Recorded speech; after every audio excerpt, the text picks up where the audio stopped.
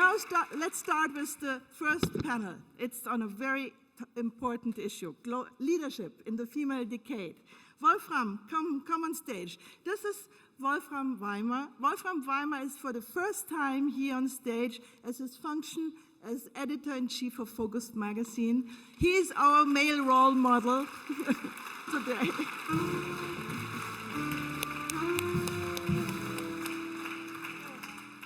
Wolfram, what are you talking now about? First of all, I'd like to thank you that I'm allowed to come in. I mean, I thought it's maybe because Margaret Thatcher once said, if you want anything to be said, invite a man. If you want anything to be done, invite a woman. So I'm here to talk. So I'd like to welcome you to the first panel of the day. Thank you, Steffi. And the first good news is that this panel is not about crises. We were almost obsessed about crisis debates and crisis panels. We were talking about the crisis of the financial system, about the debt crisis, about the crisis of trust, but maybe crisis is a man's theme. And as we're talking about the female future, we're looking implicitly beyond crisis. Especially we in Germany do know, well, deeply in our hearts, that to every big problem, there is a woman to solve it. If we do have a European debt crisis, well, we have a female chancellor to overcome. If there is any crisis in style in Germany, we do have the border powerhouse of female self-definition to set up new cultural standards. And if we, as a nation of Beethoven, do have a crisis in popular music, and we feel like the all-time losers in the European Song Contest, well, all of a sudden there is Elena from Hanover. The only crisis we have never had is a crisis of soccer. But even there, the women's soccer team already won the World Championship. So talking about champions, I would like to welcome a distinguished panel. Normally, it's this way: you have 3 important men and 1 quota woman. Today, obviously, everything is the other way around, and it has to be. So I would like to welcome 3 important women and 1 quota hero. So please come up to the stage.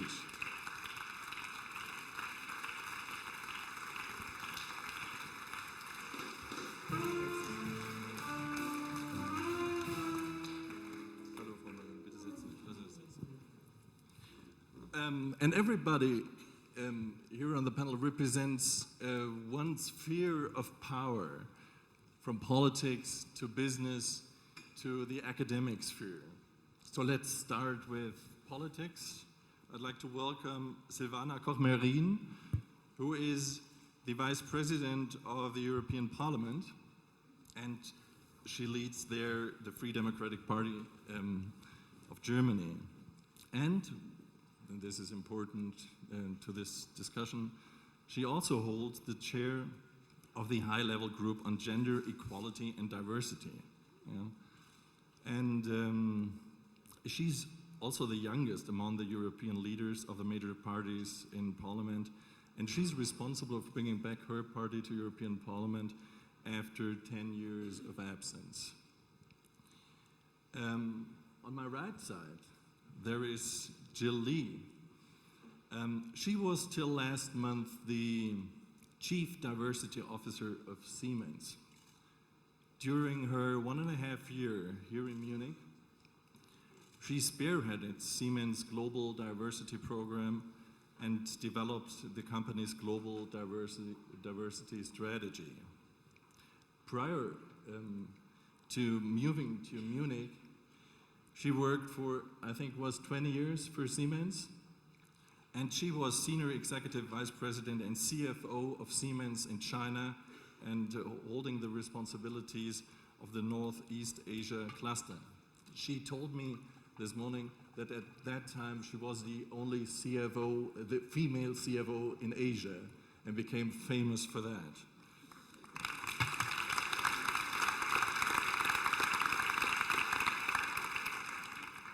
Out of the sphere of the scientific and academic world, I'd like to welcome Dalia Marin. Well, she's some kind of mastermind of economic research in Europe. She was professor in Vienna, in Berlin, at Stanford, at Harvard, almost everywhere where the smart ones are, and now in Munich. And she worked as a consultant for the most distinguished institutions like the International Monetary Fund and the European Bank of Reconstruction. And she's a senior research fellow at the Bruegel Institute in Brussels, which is a European think tank on economic and policy in Europe. Welcome.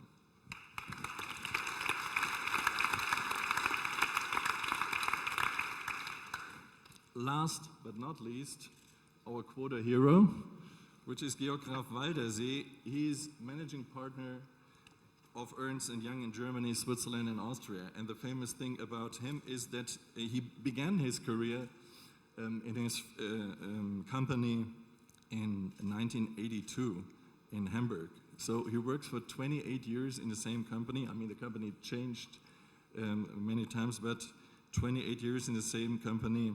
This is a great achievement in itself nowadays. And now he is Mr. Ernst & Young for all of us here in Central Europe. Welcome to all of you to the panel.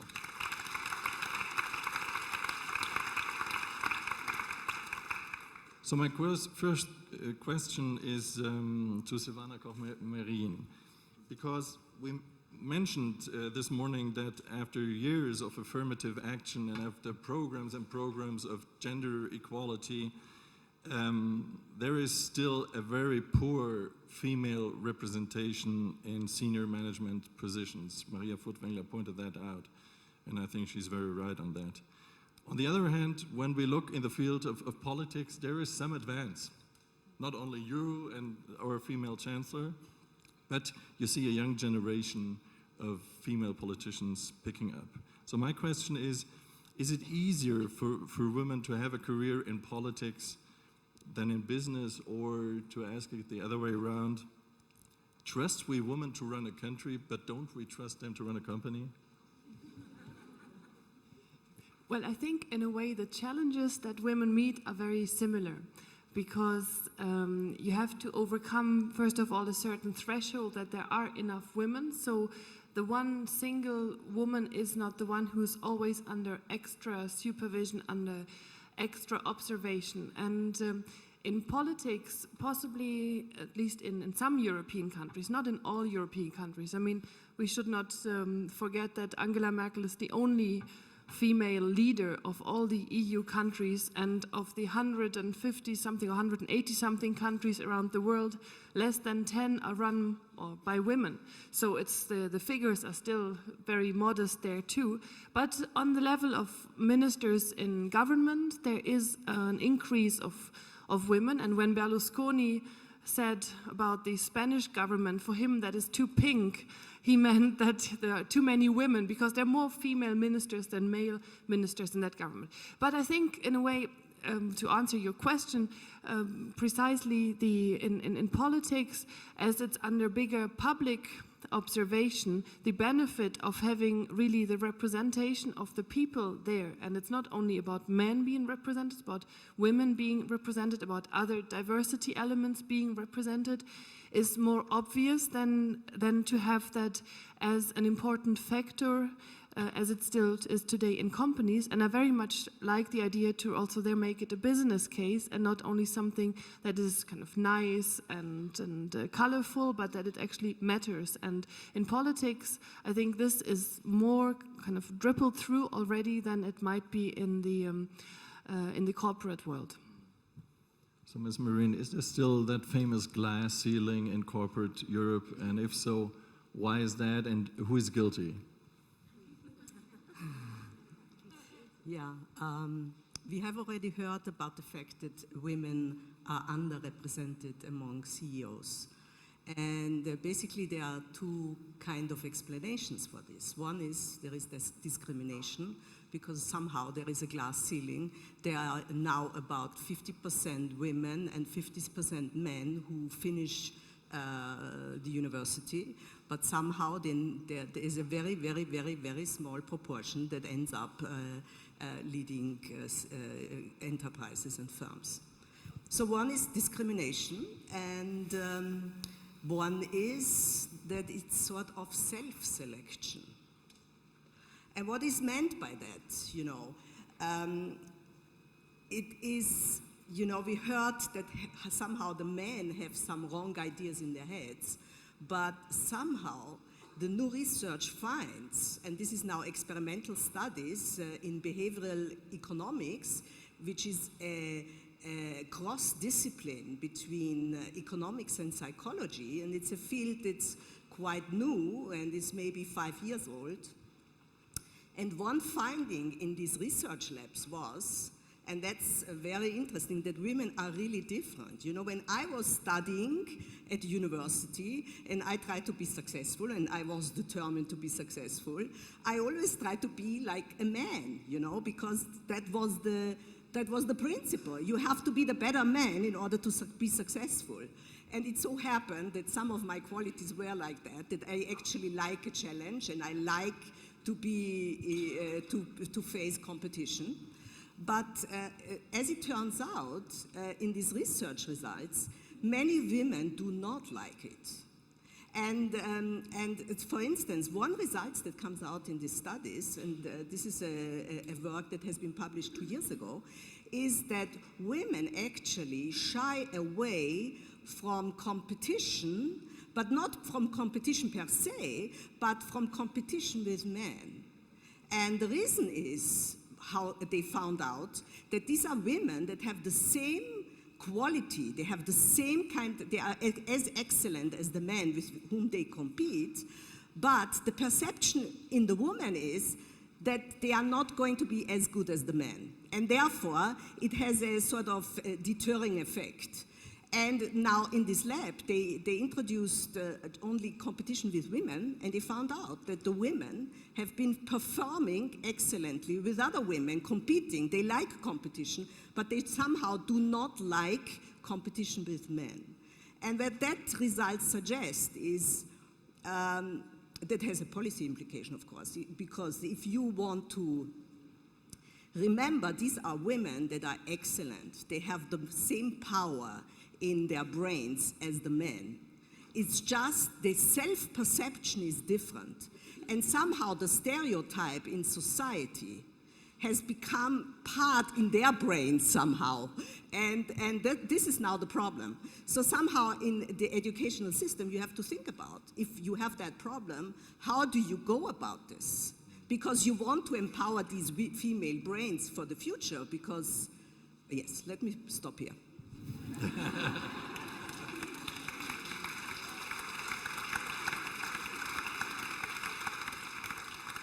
This is nice for an academic. So let's look into the reality of companies and economy. You have made a lot of studies, not only within Siemens, but within a broader picture. What are your observations regarding diversity during your stay in Germany? You told me that you found out that there is some kind of paradox, that the value of diversity and openness is very entrenched and valued within the German society, but within organizations and companies, everything is very rigid. Can you explain that from an Asian perspective? Well, let me share 2 points, which I think can provide probably a perspective from someone who has not worked in Germany until the last 1.5 years. And I recognize that while in Germany, actually, there is a very strong value placed on respect for individuality. That people are brought up from young to express individual views, perspectives, and choices. And this is very much entrenched, and I've met so many wonderful people here who are very clear-minded, have very critical views about what they would like to do and what they think is wrong. But however, the moment they enter the workplace, you recognize that there is a very strong rigidity about how things are to be done. So while we encourage diversity of thinking, which is the diversity in its purest form, which is really wonderful, we kind of see, I at least see a hesitation to allow this flexibility in the workplace, perhaps because it has been established that there are certain ways to do things, and quite often the way to do things have been in the past established for the majority of the people, which may happen to be white German men. And this becomes entrenched, and it's kind of hindering change, which brings, of course, I believe, a barrier not just for women, but for younger people now who are in the Y generation and having different needs, and maybe even for foreigners.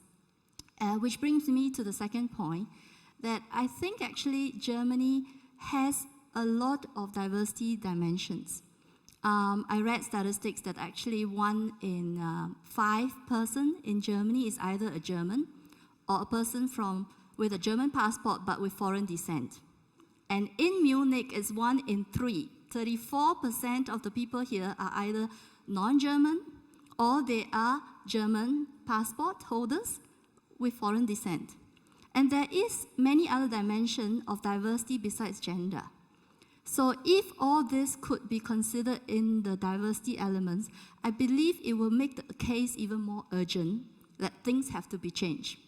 And it will become more compulsive to build business cases. And these are 2 perspectives I'd like to share from my experience. Well, this is very interesting, but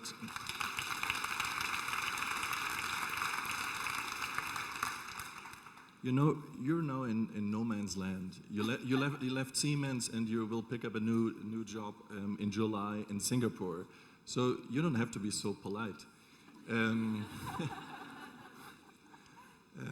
So can you explain a little bit more in detail what do you mean by the diversity dimension is not only a question of gender?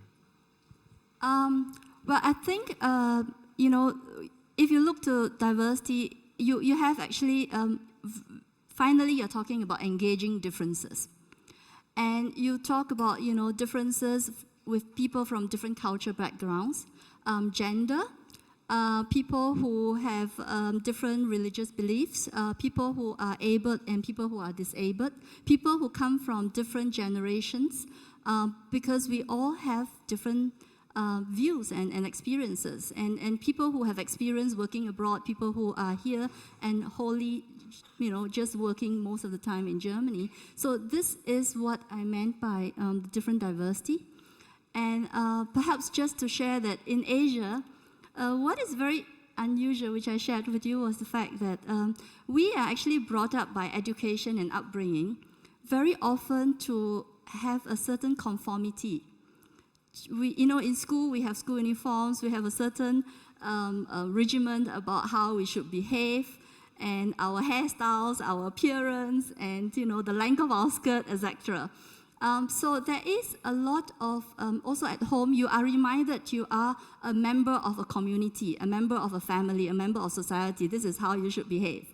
But we have the lucky situation that going into the workplace, because either in the past, investors come in because we are low cost, or investors come in now because they see growth opportunities, big market opportunities. So we are bombarded either by tourists or people who invest there, and we learn from people with different backgrounds when we work in the workplace. So we live and see diversity every day.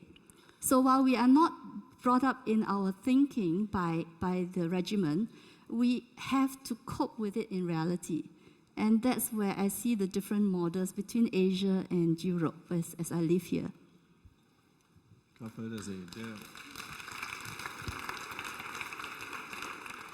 there is one point where we could make, or where we could help to make more progress in gender diversity, which is the quota debate in Germany. What is your position on that? Are you in favor of a female quota on the management board, and especially on your own management board? Or is this bad news for us as men? No, it's not bad news, but let me start with a with a general observation, after more than 20 years in profession, to end up, at least for a moment, as the ultimate minority in this group, I think is some progress. It's some progress. So quota, you know, the interesting thing is the connotation with quota is not okay in this environment. So let me frame it a little different. If we would have in our organization several candidates, 2 candidates with equal and comparable competencies, good background, and the teaming would make from a teaming perspective, it would make a lot of sense to ask a woman to get that assignment. We would select a woman. So, but this is a question. It's not a question of quotation. It is a question of what makes sense and what is better from a teaming perspective. Having that said, I'm a friend of managing by setting targets. So, and let's not talk around. This issue we are talking about today is so important that you simply cannot believe that there will be automatically changes. So it is one of the most difficult change management processes any of the major companies has to go through in these days. So, and if they don't go through these change management processes, they will miss a chance. So, yes, I'm personally, and our global firm is prepared to set clear targets and to measure performance of individuals against these kind of targets. So it's not an exercise you will win overnight, but the accountability is important. So, and therefore I'm not against quota. What about you? Well, maybe if I could add 2 little elements, one from politics, one from public administration. Politics is full of quotas. And it's full of quotas when it comes to regional representation. No government in Germany would ever exist of only representatives from Bavaria, would be always a regional balance. In the EU, it's even more so. We are 27 member states. So you have absolutely not discussed, not questioned regional, national proportionality. That's not called quota. Then you have an element of political representation. When it comes to the top jobs, it's never one political family which gets all the jobs. It's always distributed among the different political families. Also there, no quota. When it comes to the question of male-female representation, immediately the word quota comes up and there are fierce fights against that. So I think we should have more honesty and just say either we're in favor of quotas, but then it regards also the question of men and women, or we say there are no quotas, but then also get rid of all the other ones. This will never happen, so I think we have to be just clear and say it's absolutely necessary to have a certain representation for women.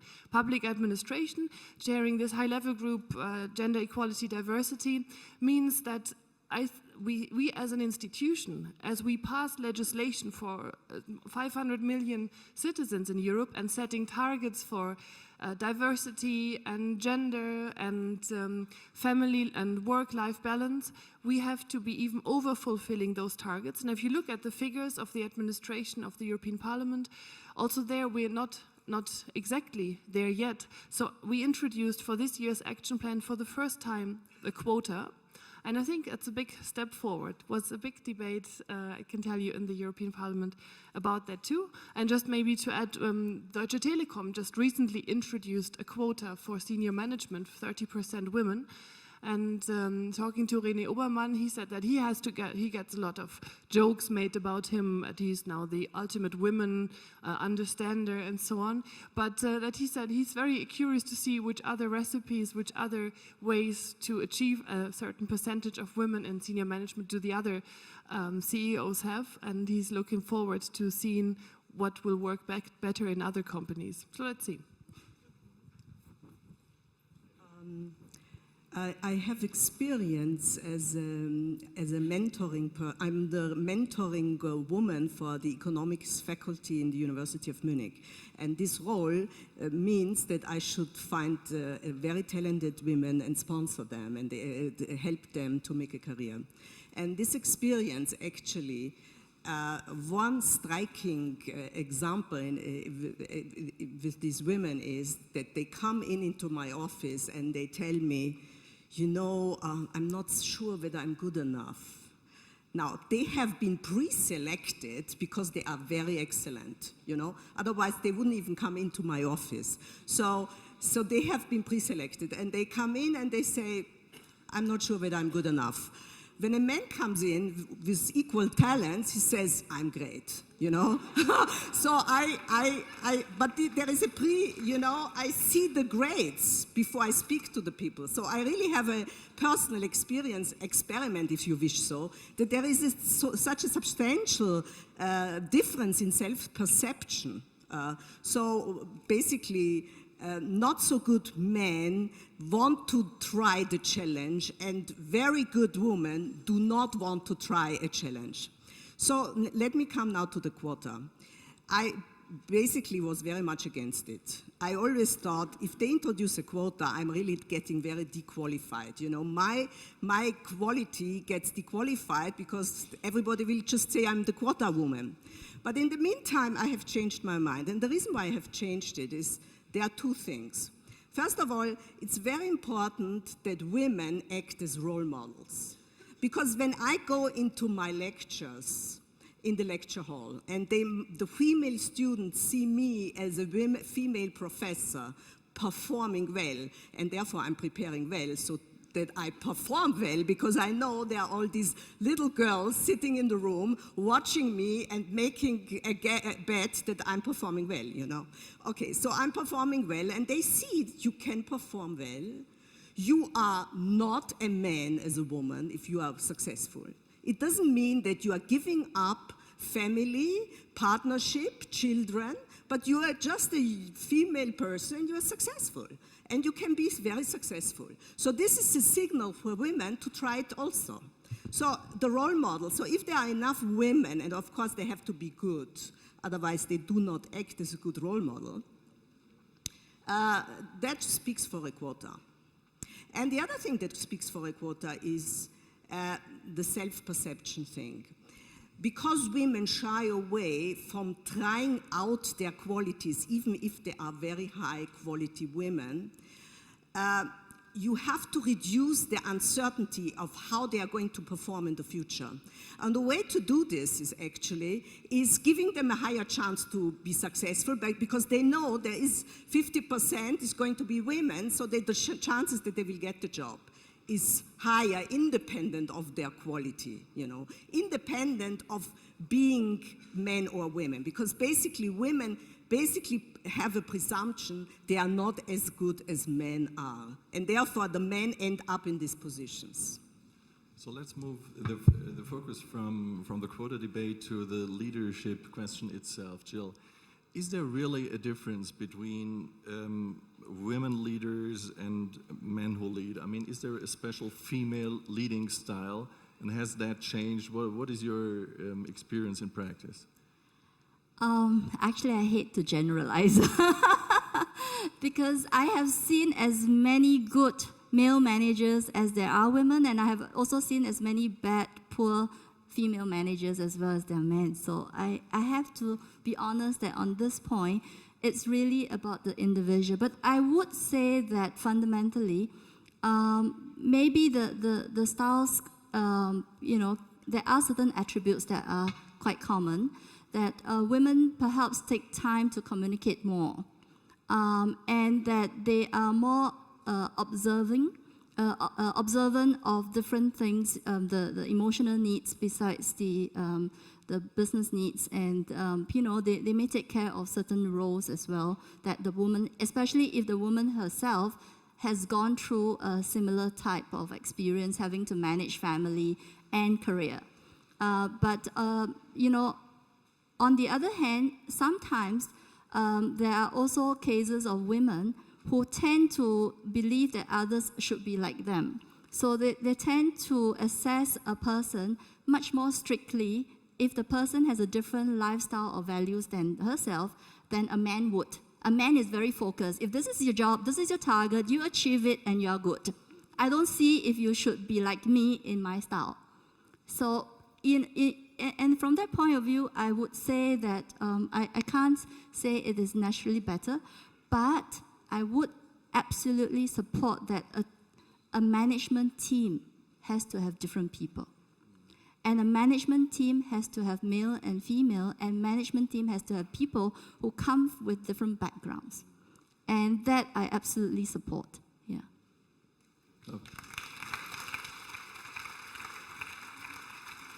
Waldersee, you have a professional insight in many companies.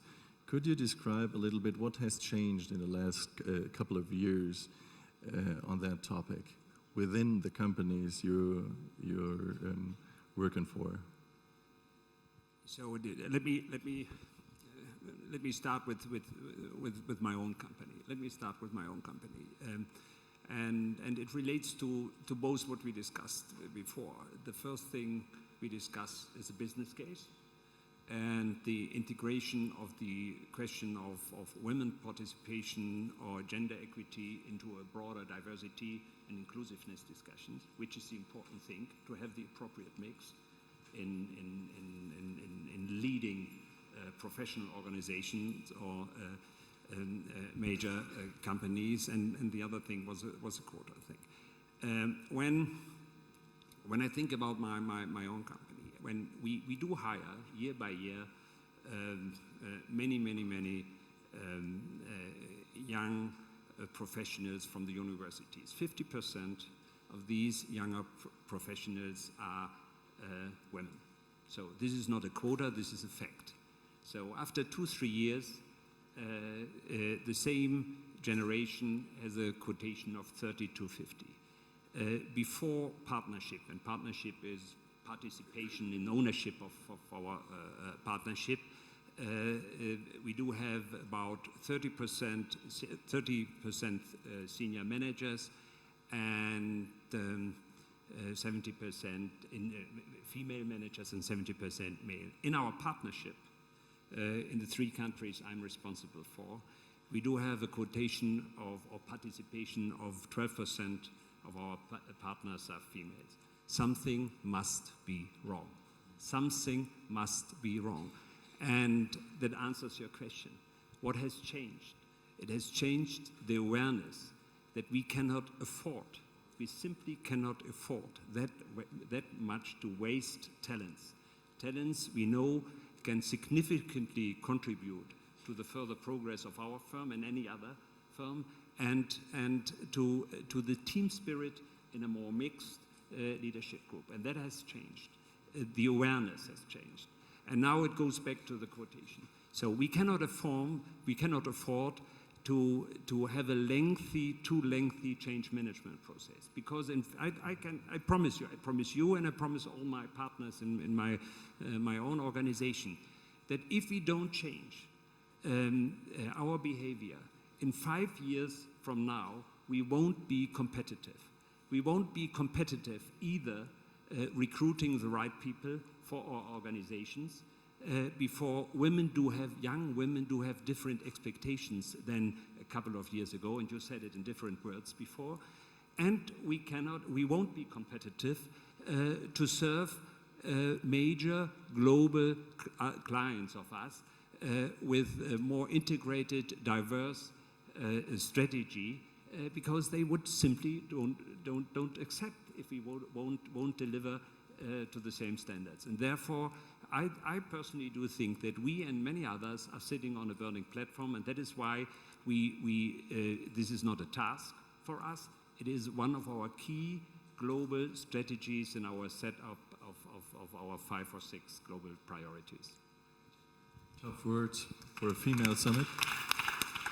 So as time is running out, as I see it down here, we have to do our last round. Maybe we just look a bit into the future, because Till now, the notion was if you want to be pro-woman, you have to be anti-man. And I think this is changing as well. What is your guess when you're looking into future on the diversity issue, on the gender issue? Are you optimistic? Are you enraged? What is your mood? I'm very optimistic, and the reason is economics. The reason, it's very interesting how the world has changed. When I was a student, nobody cared about female professors and so on. It was an exception. But today we are really doing a lot to try to encourage people, female students, to go for a career. So, and the reason for this change is in particular in Germany, is that the demographics, and that's economics, speaks for it, because the population growth is going to be, is still not sustainable, because the number of children that a woman has is too low to reproduce the population, and therefore, because the population growth in Germany is very low and is expected to decline even more, you have to access two groups into the workplace, and this is the female part, and the other one are the older people. And therefore, it's essential to take this talent pool of the female into the workforce. And the question is, how do you do this? And I think now many people, not only in academia, try now to find a way to bring the women and the talents that come with it into the workplace. So I think this is very, very good. And the other development is in the corporation.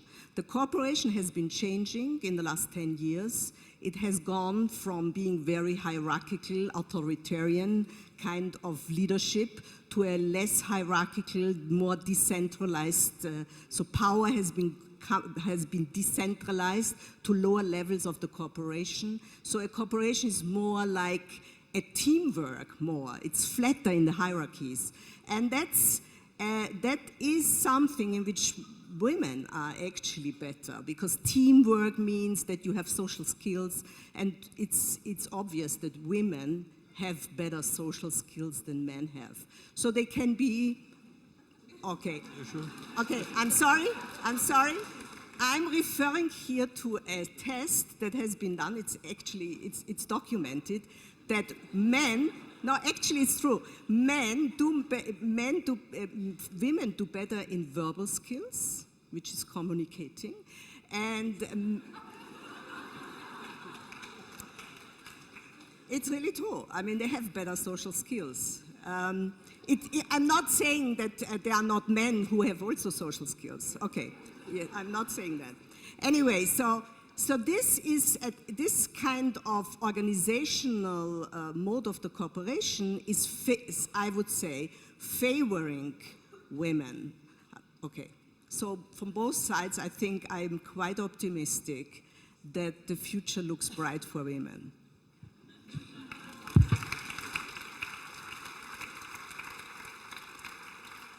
Well, I 100% agree, and also when it comes to the social skills, because actually in the audience here there's Katharina, with whom I was 2 days before in a restaurant, and as it turned out, all at lunchtime, all the other tables were men only. And we were both surprised seeing they all talk, because usually you don't really see men talk nonstop. And from a private experience, I very much hope so that the next decade and furthermore is female, because I've got 3 daughters, and when at home it's also the way they and myself, we non-stop talk. And my husband is sitting there, and sometimes he raises his hands. I'd like to say something too. No, but having said that, I think it's much about cooperation, about inclusiveness, about respecting the differences, and just looking at this audience. It's so much more diverse and fun to look at than if you talk to a male audience, because here it's all colors, all kind of hairstyles, you see jewelry, you see you see that people have fun, and men, they don't have that much. They can vary their they can vary their tie, which is maybe something for diversity issues as well, so that men are liberated as well from this kind of uniformity constraints. So I very much agree with you. So we can talk and we dress badly. Jill. Well, I totally agree too that I think the future is optimistic in this respect, because we are living in a global, from another perspective from business. We are living in a global world where, things are more transparent, people can make their choices better, and there's more mobility for people to choose which employer they want to work and where they want to work. And in this sense, it will force the push for greater diversity of all sorts, because you have to be able to keep your talent in order to be successful in the long term. But here I would also encourage the women to help themselves. Because women, besides actually just waiting for opportunities in a company, can exercise their choice which company they want to work for. If we start to push that companies have to express their aspirations regarding diversity and how they're going to use this, then women must have the courage to choose which company they want to work for. They must have also to use their powers as consumer. They must use their powers as shareholders, which company you think has the sustainability ability. And they must use their power as a voter, to know who would be able to represent the different needs. And in this respect, use the full powers, and then the speed can be faster. Yeah.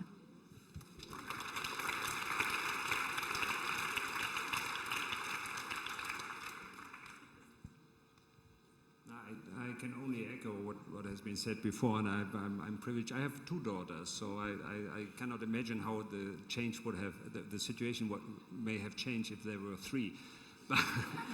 But at least I survived. No, I echo what you said. First, there are 2 things. First, we have to encourage women in our own organization to make use of their power. The power is there. At the other side, and I don't want to be too critical with men, but I think we have to ensure one thing. It is not only a question of social justice. It's not a question of morale.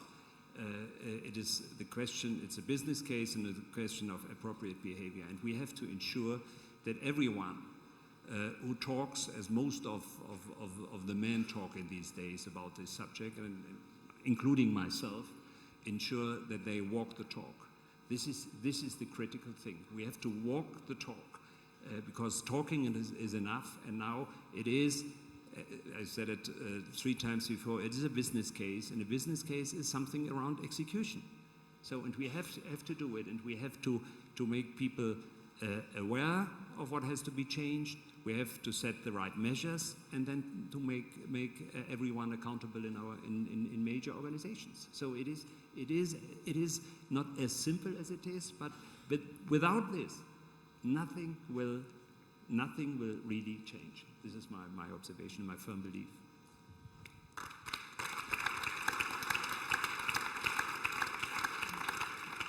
Thank you. As time is running out, we have come to an end, and I will not defend myself nor the man in general. But you're making a point with the dress code. I remember this Ginger Rogers thing. I don't know if you know that. Ginger Rogers did everything Fred Astaire did, but on high heels and backwards. And that's the difference. So, but I might close with a saying from Woody Allen. There will be no winner in the battle of sexes, and you know why? Because there's too much compassion for the enemy. So thank you very much up here in the panel. Thank you. You're a wonderful audience.